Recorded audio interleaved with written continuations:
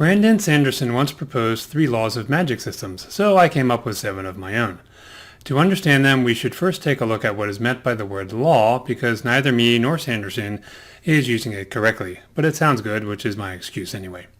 According to Merriam-Webster's, law is a binding custom or practice of a community, a rule or mode of conduct or action that is prescribed or formally recognized as binding by a supreme controlling authority, and is made obligatory by a sanction such as an edict, decree, order, and so on. It is made, recognized, or enforced by that controlling authority. So this means laws are authoritative, definitive, to the point, and arguably avoid explanation to minimize public arguments when you are accused of breaking one. What I'm going to propose is that there are 3 types of laws regarding magic: local ones, laws of magic, and world-building laws. Let's take a look at local laws. These are ones that might exist in a city or sovereign power, both of which have the authority to impose and enforce laws.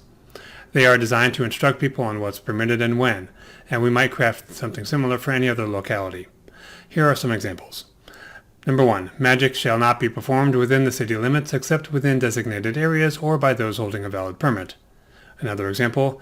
Magic shall not be used to inflict physical harm or death on a living being except in defense of one's own life or that of another. In example 3. Magic shall not be performed on the holy day. These are the kinds of laws that, as citizens especially, but maybe as visitors, we will be aware of or get in trouble for breaking. We could be jailed, fined, or executed. There will be signs informing us of these laws. Nicer, more law-abiding citizens might tell us we're breaking one and shouldn't continue doing it. Local laws for magic are important for us to establish. Now let's talk about laws of magic. These would say what is possible and what is not.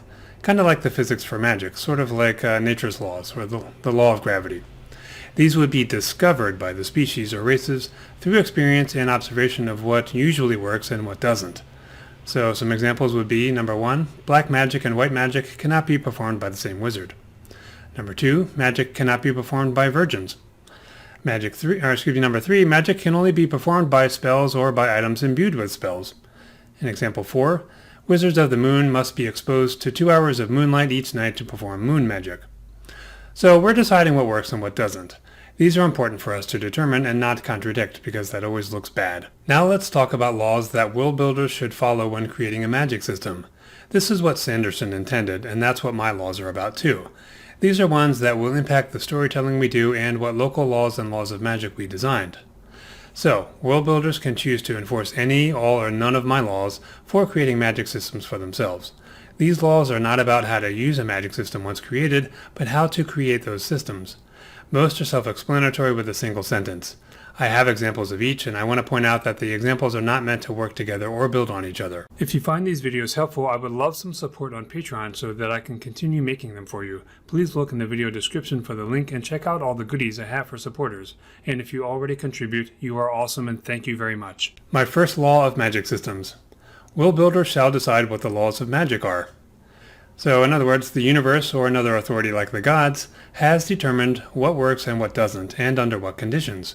This should be defined for all magic types, like necromancy, shamanism, and whatever else exists in the setting. I have several examples. So, number 1, spells are required. Example 2, magic can be performed at will like a god. Example 3, there is a finite amount of energy, magic energy, and once consumed it is gone. Example 4, naturally occurring places exist where magic doesn't work. Number 5. With rare exceptions, a wizard can only perform one type of magic and they do not get to choose. In example 6, elves cannot perform elemental magic. Now we can choose to have a character be an exception to such a thing, like a once-in-a-millennia thing for a story, but of course we need to have worked this out for that to be the case. My second law. World builders shall define what makes someone capable of performing each magic type, and how common the practitioners are. Some examples.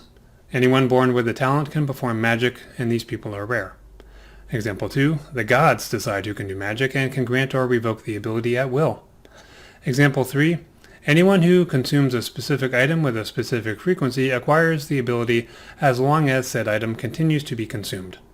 So maybe I drink a potion made from mandrake root extract once a day, and as long as I do, I'm able to cast spells. Example 4. Witchcraft requires a deal with Satan, and witches are common. Example 5.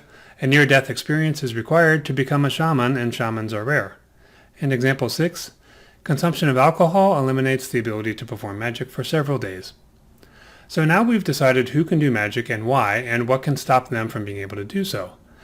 We also know how common practitioners of it are. That's important because the prevalence of magic, how often people witness or experience it, has a huge impact on attitudes about it. We really need to know this as world builders. My third law. If multiple types of magic exist, world builders shall define what is possible in each, the differences between them, and whether practitioners can perform more than one type, and under what circumstances. Some short examples. There are 2 types of magic, with most practitioners relegated to one type. Either they can do low magic, which is simple spells to assist in daily living, or they can do high magic, all the higher level, more powerful spells. Another example is to say there are several magic types, like alchemy. These guys can only work with materials to effect personal change. Then there's high wizardry, and maybe this means they can draw on magic in the environment. Then there's witchcraft, where they must work with spirits or demons for power. These examples are really short, and ones we do for our setting should be more detailed. We just need to decide and define on limits, and decide if people can do more than one magic type. That's my third law. If you want more resources to help with your world building, I have over 20 templates that can be downloaded for free by joining my newsletter. The link is on screen and in the video description. Most are Microsoft Word files, but 2 are Excel spreadsheets that calculate numbers for things like travel times for you. My fourth law. World builders shall determine what happens when an attempt at using magic fails. Some examples. A spell either works within its parameters or fails. There are no accidental results. Another example. A failed spell will either visibly or invisibly release gathered energy chaotically or maybe safely. Example 3. A failed spell traps gathered energy within the caster's body until released, which could get interesting. Another example, a failed spell produces an unexpected result of a different nature, but not extremely so. In the Harry Potter books, this is used to comedic effect. Example 5, magic energy is safely released back to its source when the casting fails. Naturally, magic doesn't always work, and if it does, that's a little boring. Our characters will be well aware of the consequences of failure should there be any. This will also have a big impact on everyone's attitude about magic. If I do a spell wrong and blow up a whole city block when I was just trying to heat some water, imagine the local laws and punishments that would exist to restrict magic from happening.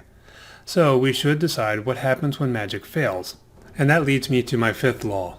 World builders shall decide what local laws exist in each location where a story takes place. For example, alchemists must register with the local guild, or wizards must surrender their staff upon entering the city limits.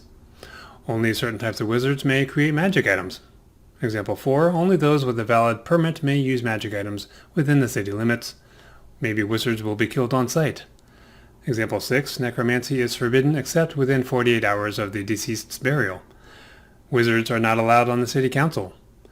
Those accused of witchcraft must identify another witch to avoid execution. Example 9, unlicensed mind reading without written permission from the subject is illegal. Example 10, public sources such as the water well and torches are not to be used for elemental magic. Example 11, elemental wizards who do not participate in resolving a public crisis like a flood or fire are sentenced to 1 year's hard labor. This is where being explicit really helps us craft setting and even story moments from our world building of a magic system. My sixth law. World builders shall follow the rules they set forth. This rule applies to all world building, not just magic systems. Fantasy and sci-fi audiences are really good at noticing our mistakes, so keep a list of all rules and stick to them. It can also be good to narrate a rule with some flexibility. For example, write, most wizards cannot do so and so, not that all wizards cannot. Another trick is to narrate the law this way. People said wizards couldn't do so and so. That makes it popular opinion, not a statement of fact. Another trick is to make a character, not the narrator, state the law. Characters don't always get things right, so when our story proves them wrong, it's not the author breaking the rule. However, do this on purpose, not because we forgot our rule. My seventh law. For each location, world builders shall decide if magical training is available, what form it takes, what is involved, limitations imposed before graduation, testing criteria, and what restrictions, if any, exist on those who graduate. This one is more of a suggestion. Not doing so is unlikely to cause problems, while doing it, it will almost certainly benefit us. Some examples? Training is only available via an apprenticeship when that is sanctioned by the sovereign power. In other words, a wizard teaching an apprentice gets himself into trouble in this kingdom unless the kingdom has approved of him doing it in general or even for this specific person. Example 2. Wizards must pass the so-and-so test by the third attempt or have magic abilities suppressed for life. Example 3. Prior to graduation from the local Wizards Guild, only low magic can be performed outside the guild. And example 4. Wizards are tested for the ability to release magic safely.